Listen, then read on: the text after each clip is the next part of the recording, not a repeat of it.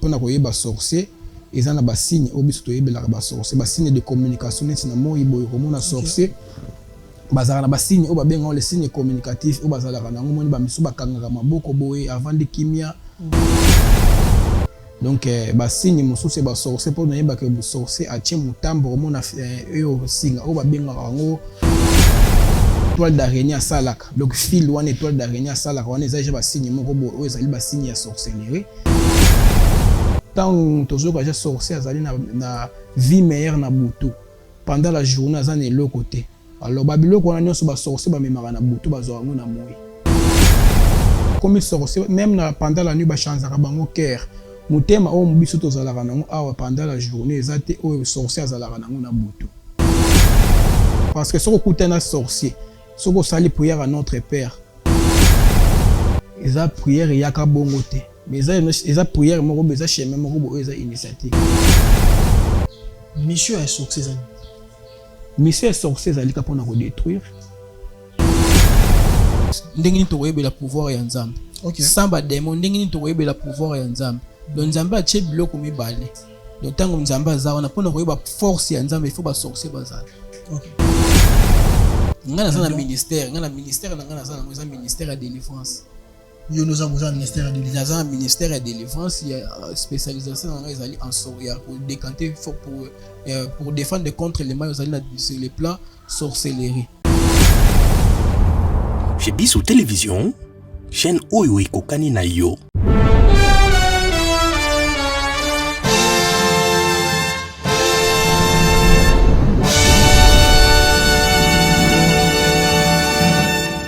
Bonjour, je suis Madame Magui Dorcas Nzumba Mouteba, présidente de l'ONGD Action Plus.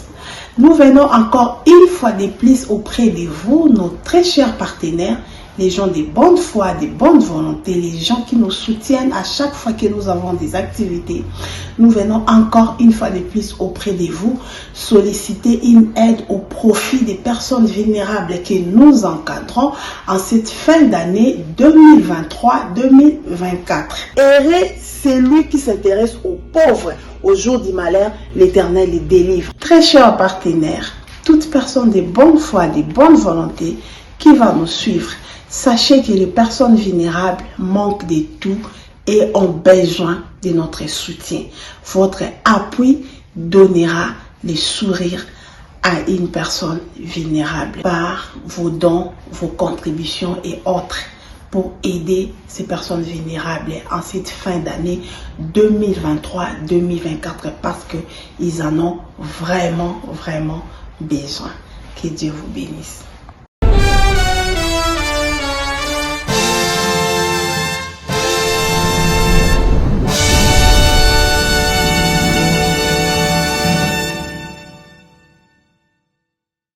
Lelo na Kinshasa, ils allaient sur place c'était ya kolonga la statue à locateur. Peko koma kololo pango. Occasion à ne pas rater. Bas terrain à vendre, ya ba dimension. Locola 20/20, 20/17, 20/15. Na quartier Bibois, commune et en télé. À un prix hors concurrence.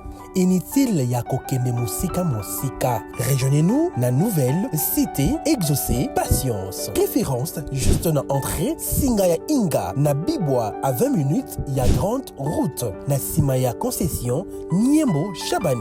Ba abonné nyonso chez Bissou Télévision ou ezali cadeau pour na bino ta côté na ba bureau ya quartier na se renseigner en tout cas ba belé yango yo. Cadastre ma nyonso normal na prix moko abordable.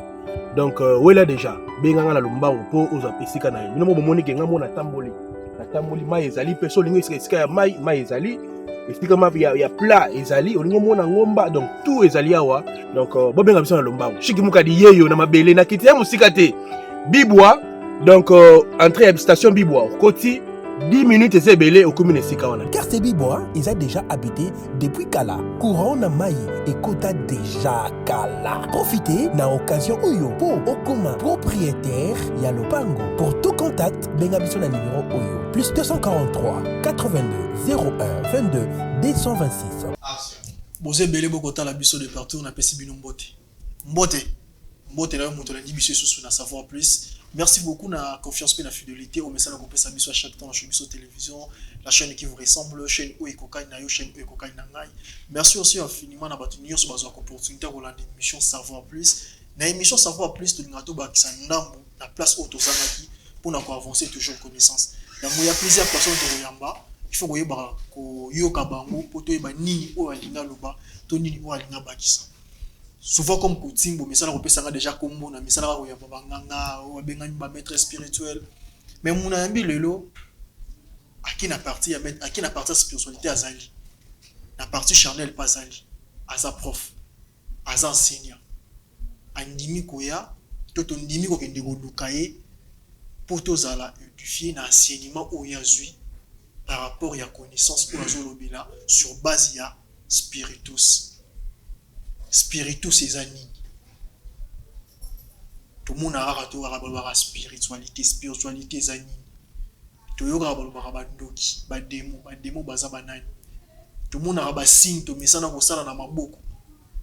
Ba signe to sala na mopona ni influence ni nezali. To yela na buto zoyoka ba nia o bazolela me bazolela na voix o nia walela rati. Bato biso ba ke azoluka eloko bo azoluka eloko bo ye ayebi ba signe wana ayebi ba makelele wana ayebi ba influence wana. Prof na Pesio Bodi. Bonjour. Bonjour. On s'appelle Koyambo na chez Biso Télévision, la chaîne qui vous ressemble. Bienvenue à vous. Merci vraiment. C'est Makasi na ndenge boyambinga na chez Biso Télévision. Donc na CP to partager connaissance na bato pe onyo so pe ba yebina connaissance ya sorcellerie na base na ngo profondeur te. Donc na hotel sa sorcellerie na o etali profondeur pe ba secret pe ba réalité ba sorcier parce que na moni bato belé baza mona kati ya libungi na ndenge ba pamelaka milimu mabe to boake on a misika bikauka to pameli milimu ya sorcellerie mona sorcellerie ezo entouré na ngaka na kati ya église. Alors lelo vraiment toujours sous lobela mingi mais o état de sorcellerie comment koyeba sorcier qu'est-ce que la sorcellerie kokota na kati ya profondeur. Donc ngai nazali asa na tangi petit séminaire na kena grand séminaire. OK. Donc na yebi makambo ya spiritualité makasi on a sur les plans o état en sorcellerie. Donc naza mona connaissance wana parce que na banoko tambola na l'un des prêtres abbé du Colosse. Donc père en son âme ndinga kufa to bandaki kokende kokanga ba sorcier ça enseignement kaka te mais avec des pratiques au toza o na yebi ya makambo etali sorcellerie. Donc etali sorcellerie. Oui. To ko ba kombo prof. Oui, le nom seulement ils ont prof sous les mangues o nyo son ndenge bato ba yebi les profs sous les mangues je suis déjà reconnu bato ba yebi balandanga pe. Donc il y a par invitation. Donc ndenge na ana chez Biso ezali pour invitation chez Biso Télévision de moto qui local. Oui oui. Oui, Biso to yebi déjà oyozali mais bato bazo na biso netando eke baza vraiment la maîtrise oyozalité. Beaucoup malelo prof pour les gars petit séminaire ibandaki ndenge nini route place nini poto mono lelo komi professeur pour banda ko kabula matière. Donc pour na route na petit séminaire na keti na grand séminaire ezali ba école donc comme tel to lo ba pe muta comme prêtre il faut le kana banzela wana nyos. Donc il faut tanga parce que spiritualité eza art ou ezali ya maîtrise et senga rappel mutu faut dans la maîtrise de soi il faut na koyeba spiritualité senga na premièrement d'abord secret ya monde ezali pouvoir en plus faut dans la maîtrise de soi. Donc pour na ko na expérience parce que ça na ba réalité mususu za na monde spirituel ou soit d'amour indire tout monde na rabo senga na mutu faut dans la maîtrise pour na comprendre où ezali spiritualité. Oui, ezali spiritualité. Et quand on est petit séminaire petit séminaire na leki yango ezali na Mayombe na ekoke na grand séminaire na Mayidi nde na silisaka te. Donc na yako zo initiation oyo to benga ngona makambo etali enseignement spirituel pour défendre contre le mal. Donc classe ne nero kutana nde na prêtre oyo karaïbe ayeba na makaspe abbé du Colosse oyo banonsala ba travail ya ko décanter oyo ezali ba sorcier. Donc ko kanga ba sorcier. Donc na place wana nde place na zone d'enseignement wana makambo sorcellerie. Donc pour toujours le bel makambo ya sorcellerie. Donc pour na koyeba sorcellerie il faut la mutu oyebi spiritualité en plus faut la na ba enseignement ou à suivre. Alors yango mona kaneti na ba église catholique pour toujours na ba partie de biso na orthodoxale na partie on a na partie orthodoxe pour na koyeba sorcier eza na ba signe o biso toyebelaka ba sorcier ba signe de communication neti na moi boye komona sorcier bazala na ba signe o babenga les signes communicatifs o bazalaka nango moni ba misu bakangaka maboko boye avant de kimia donc ninga ba signe na bango déjà yango toyebelaka ba signe ba sorcier en plus pe la sorcellerie tambolaka mingi na ba place o ezali ba place o ezali salité place ezali donc ba signe mosusu ba sorcier pour nayeba que sorcier a tient mutambo komona yo singa o babengaka yango étoile d'araignée à salaka donc fil one étoile d'araignée à salaka wana ezali ba signe moko bo ezali ba signe ya sorcellerie donc babiloko on nyonso wana eza ba petit signe au mutu o azana initié o azalaka na normalité physiquement bo ba signe déjà pour nous comprendre ba sorcier déjà yango wana alors na bandako bato mosusu omona ke pona koyeba sorcier azali na kati ya ndako donc na ndako o sorcier azali omona progressement ezalaka te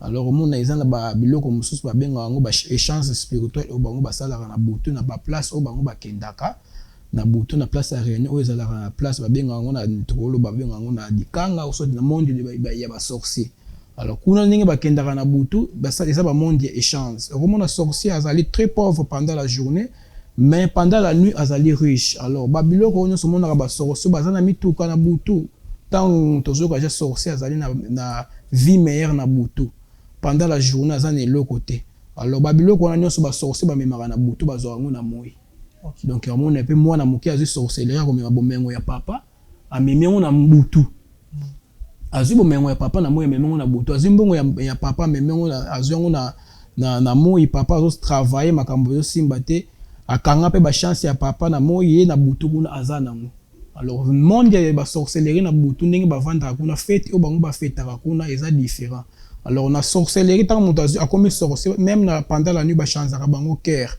mutema o mubiso tozalaka nango awa pendant la journée ezate o sorcier azalaka nango na butu alors sorcier soko azana un petit sorcier azana ba oyo bazali ba marin comme ba soda o ba ya rozo bango bakendaka na bango na butu pesa administration moko beza bien établi administration bien établi bien établi tout vraiment mukana prof administration bien établi connaissance nyonso tozobimisa lelo pa na yo parce que ozwaki enseignement oui est-ce que l'enseignement ozwaki il y a de pratiques au salaki poko mamir na mambo zo expliquer biso tout à coup na minute oui merci beaucoup pour la question na ma solo nyonso nazo bete ezalaka non ce n'est pas des simples histoires que nazo lobara non mara eloko non il faut avoir l'expérience l'expérience yaka comment na tant que tu reçois ba travail bokendaki quelque part babengaki bino ke mwana moko boye azolinga alia mama neti na travail moko na tokendaka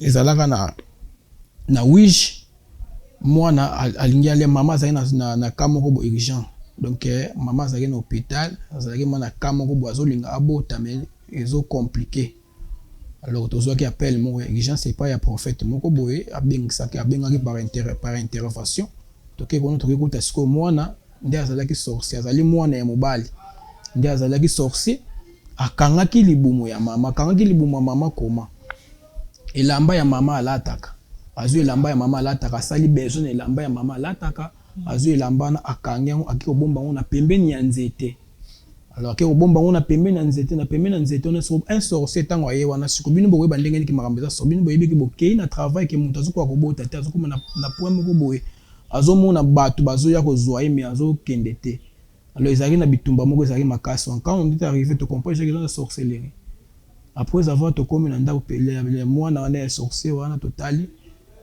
aya ezana ba prière mosusu biso totanga comme to koloba notre père eza prière moko bo eza prière initiative il faut za la moto oza initier ezalaka te mutu nyonso te fois dans la prière azana pouvoir ya ko décanter eloko moko beza na notre père parce que soko kutana sorcier soko sali prière à notre père alors notre père wana soko sali otangi prière à notre père à partir déjà tant prière à notre père wana Jésus-Christ appelle ça prière à notre père wana et pas baye kolinaye comment eza prière yaka bongo te mais eza prière moko beza chemin moko bo eza initiative alors yango mona na carte ya notre père donc mutu pose na pouvoir notre père faut na le kana science auto benga ya sacrement dans les sacrements tozali na mutu o pour maîtriser pouvoir ya notre père faut le kana sacrement na sacrement na faut même pureté moko bo eza la carte na pour na sacrement tozali na trois étape tozali na faut moto azala baptisé ya solo deuxièmement moto il faut azala pe na moto azala baptisé ya solo moto aleka na confession moko boya malamu parce que nul est saint dans ce monde moto aleka na confession moko ya malamu na moto azala ba séance ya Eucharistie. Donc, à partir de là, on maîtrise sainteté, moko botan, autant pour notre Père, même sorcier azarone aux en pouvoir. Alors, mon sorcier wana yé moko ba ko dévoiler ba secret na o ya salaki. Donc, quand on koma wana na mona que non, to sali prière à notre Père, yé moko sorcier wana a dévoiler que non, ngai te nazo kumusi ngai te ngape batinda kinga bobo abandi ko dévoiler. Alors, par là quand abandi ko dévoiler, te ko koma neti na place o ya bomba ki l'hypothèse ya mama wana. OK. To sali séance de neutralisation au to benga ngo ya cruche de Galilée to uliwana to sopia ngo po me makaisa na solo ya 50 parfum ya ngonde sala ki mon temps de sala ngo bala mo kuna mama a se rétablir. Alors par là nde mwana bani ko loba ba réalité ba mission makamu so basala ka te ko le gasko na séance est-ce ko décanter sorcellerie mission est sorcellerie mission est sorcellerie ka pona ko détruire est-ce que aza ba travailleur à diable to ba travailler na bonheur pe nzango les sorciers bazaka raté bat o ba travailler kana na bonheur o to lo ba keza bonheur ya nzambe na peta wache ba sorcier na mokili za ko ba force na yo pour ça sorcellerie ndenge to webe la pouvoir ya nzambe. OK. Sans ba démon ndenge to webe la pouvoir ya nzambe. Donc nzambe a che biloko mibale. Donc tango nzambe aza wana pona koyeba force ya nzambe il faut ba sorcier bazala. OK. Ezali ndenge wana nde mokili tambola ndenge wana pe na tire tambola. Donc ba sorcier ba kotika la kosila te na mokili kosila. Donc ti yemo ko nzambe ko cha pouvoir bakangi yemo ko Lucifer tango nzambe ko kangani makamuno sosila. Mais tant qu'on est dans la vie de nos vivre ba sorcier ba kosila te. Ba sorcier bazala peut ba pe grandeur ya nzambe. OK. Donc sorcier malam azala raté taba to lobi sorcier azala pona to asunga libota asala ka bueno azana plan négatif na ekaka o ya sala ka mabe moko batana ndenge ya famille ta asunga libota mais ndenge libanda ko sala ngo so ezana ba prière o bosala ka pona ko arrêter l'esprit ya ba sorcier on to ko kanga ba sorcier.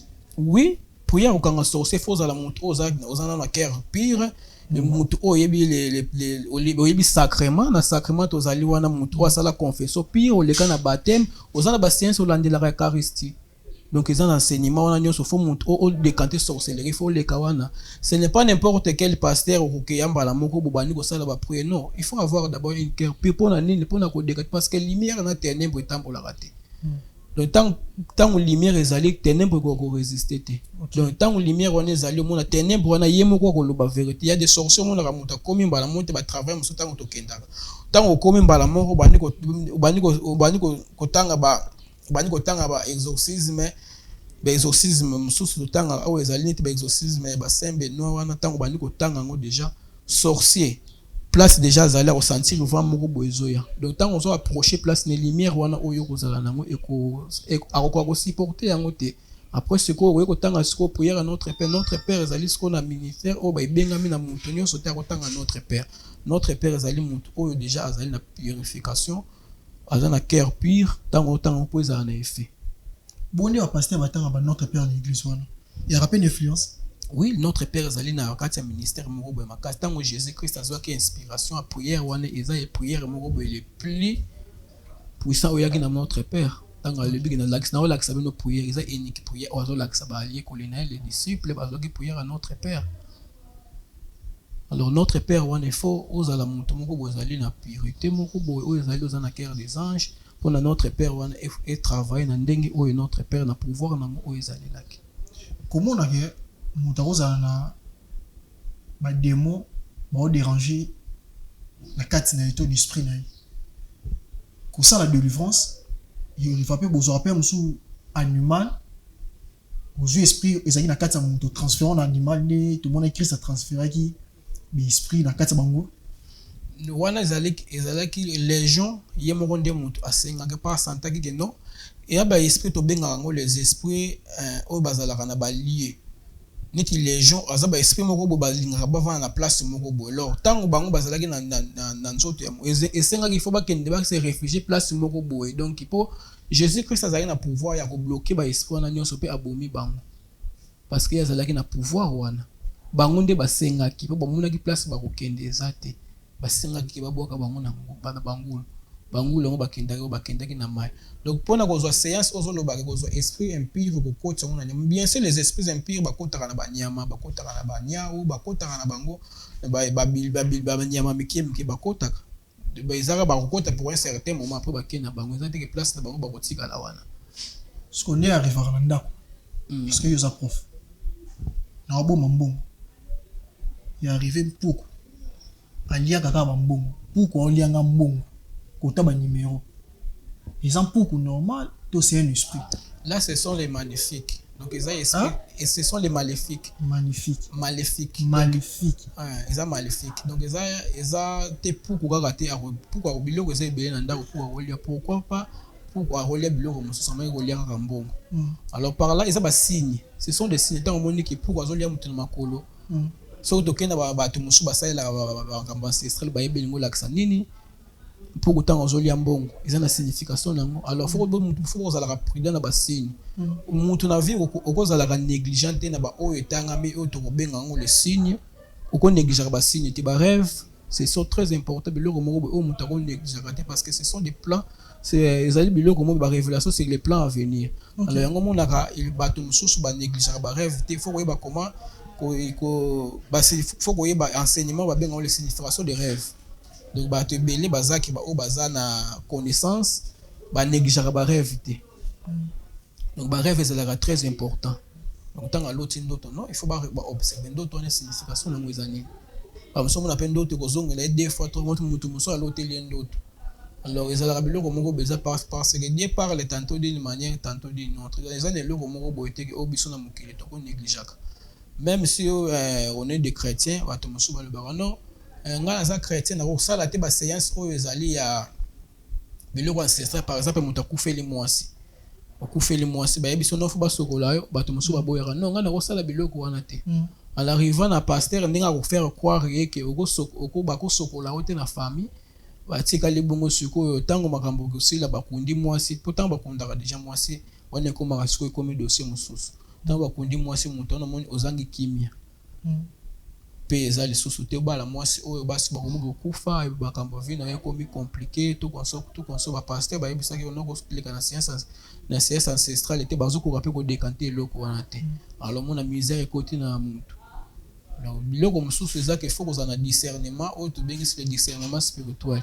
il faut kozala na discernement spirituel ya kodiscerne makambo ntango bazo autoriser ke mutu faut bobala mwasi na coutume donc eza na makambo nango mpe eza bongo faut ko respecter donc faut to vivre na ba règle na makambo nzambe mpe toza mpe na ba ministère mosusu ezali mutu mosusu ministère ya prophétie ezali ministère ya délivrance ezali donc nzambe akaboli makambo na ba ministère par ministère ça y est nous avons ministère ya ngana za na ministère na ngana za na ministère ya délivrance yo nous avons un ministère de délivrance dans un ministère de délivrance il y a spécialisation dans les alliés en sort il y a pour décanter pour défendre contre les mails sur les plans sorcellerie donc sur les plans sorcellerie dans un initiative qui wana na yebi sorcellerie makas donc il y a un des alliés ministère on a yebi na kombo ba demo ba basé belé jamais muto vendre yebi tous les genres ba demo non ba demo mosusu ezalaka kene titokolo ba benze buti ba demo mosusu bato bayeba yango na ba livre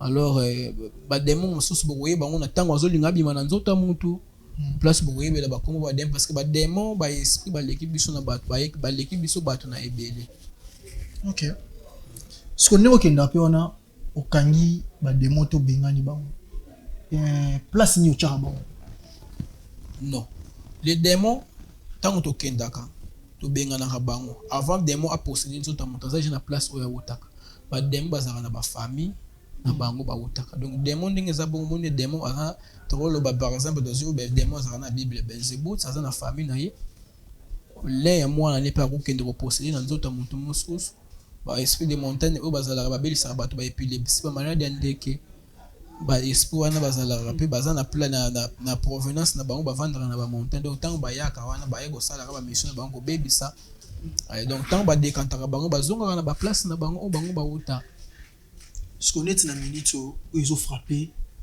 la ville ya Kinshasa tout na ba province mosu eza maladi ya polo ba démon pe ba na kati maladi wana virus nyonso oyo yaka na mokili nzambe atie malade na mokili ezali normal mutu nyonso il faut abela donc ezali normal pour mutu nyonso abela eza mpe na baesprit mosusu baza wana bazaka base mpona mama malade donc tant toujours bakomba maba malade wana nyonso wana eza baesprit baza base na makambo malade bien sûr eza virus mais ezalaka baesprit bazalaka base nte bamalade mosusu tokoloba les malades héréditaires koko abotamaki na diabète après kozwa mwana soki tolande bahéréditaire mosusu eza maladi moko boye mosusu ezalaka balie moko boye oyo baba eza basort moko boye ya famille ke bango babelaka tension obe bango bakufaka na sida obe bango babelaka kaka boye donc bamaladi héréditaire ezali mpo na mundele soki obandi koexplike ke non maladi boye eza demo bamundele na ndenge totangi na science yaki mundele akondima te ke non maladi bakondimilango bango bademo eza pratiquement impossible mpo bandimilango bango bakomona yango eza normal parce que batrouva déjà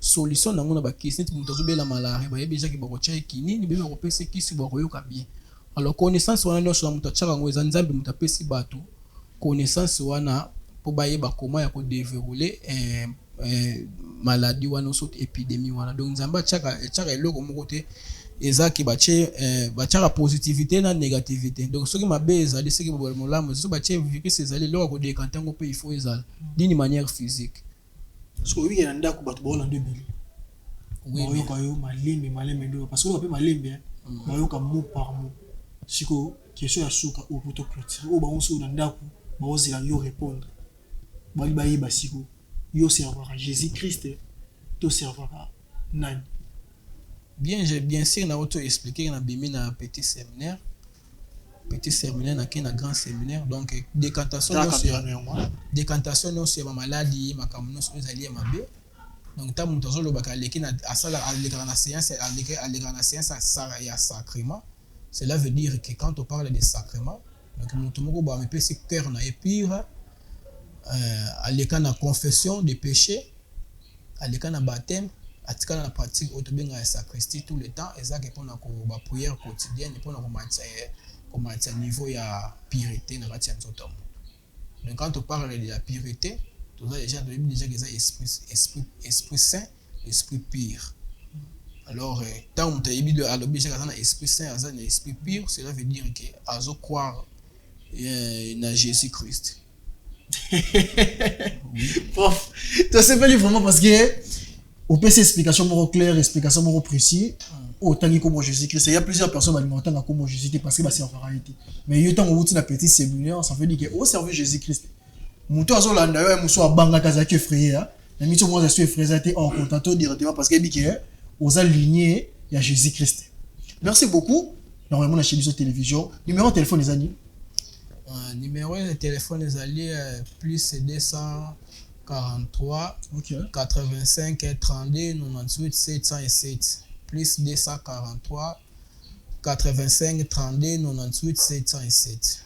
Moto nyonso oyo aza na ba problème oyo bengami na spiritualité par rapport ya ba démon oyo tomona ke bamoko bazoyiba biloko bambongo ezokende oza na monopole oza na manda wana ya kolongola maladi wana na vie na moto wana. Oui bien sûr. Avec la foi toza na capacité ya kosala nyonso.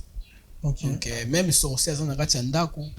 Donc avec la lumière sorcier on a koloba ba benyos oya sala. Alors tant que loba benyos oya sala soki sorcier wana aligné tika sorcellerie. Deuxièmement akolekana na confession. La confession. Azala pas fongoli motema leki na confession parlant de to décanter sorcellerie wana. Mais chapelet croit aussi mina chapelet ça na bien. Ça on a problème parce que na mono simbiango. Ça na problème. Parce que moi je m'attends moto au monango aussi mais ça on a problème déjà bien. Et ça na mon problème te ça na yango okina nango partout qui na ko assister na délivrance. Oui ça na kwa wana. OK. Chez Biso télévision l'émission savoir plus. Tout que na esengo parce que toyokaki no bande koloba tozwaki occasion mpe ya koluluka po toyamba lelo na savoir plus opesa connaissance par rapport ya oza nango parce que oza professeur na bato bazalaki na mwa badifficulté babakisi un plus tokontinue koyamba yo tant tomona bémission otambola tant tomona mpe na bacommentaire bato bazokommente tosala makasi ya kobengo lisusu ya mpona koexplique parce que bano bademo bazali eza mpenza oyo yo mo tobenga gouvernement mobimba baza na gouvernement baza na famille faut toyeba babandaki ndenge nini basalaka role nini mpo moto ayeba lolenge akokima po ya certain bato misu bafungolaka baporte bango mo na koswana tel bosali na moto demo x asali nini akoti moso ke de place tel bonyati makolo demo x akoti tosepeli vraiment koyamba prof soko bandela so numéro ya téléphone numéro ezali plus 243